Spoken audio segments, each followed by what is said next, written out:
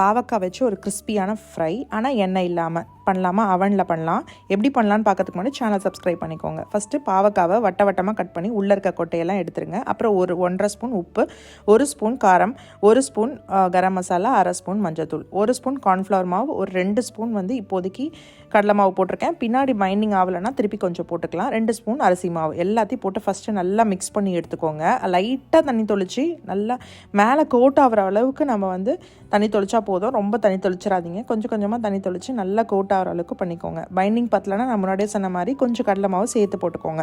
அவ்வளோதாங்க. Pre heat பண்ண அவன் 10 மினிட்ஸ், அதில் பேக்கிங் ஷீட் போட்டு நம்ம அப்படி லைனாக இந்த மாதிரி அடுக்கி வச்சுட்டு 20 மினிட்ஸ் பேக் பண்ணுங்கள். திருப்பி இந்த பக்கம் திருப்பி விட்டு ஒரு 10 மினிட்ஸ் பேக் பண்ணுங்கள். கிறிஸ்பியான ஒரு சூப்பரான நம்மளுக்கு பாவக்காய் ஃப்ரை ரெடி ஆகிடும்.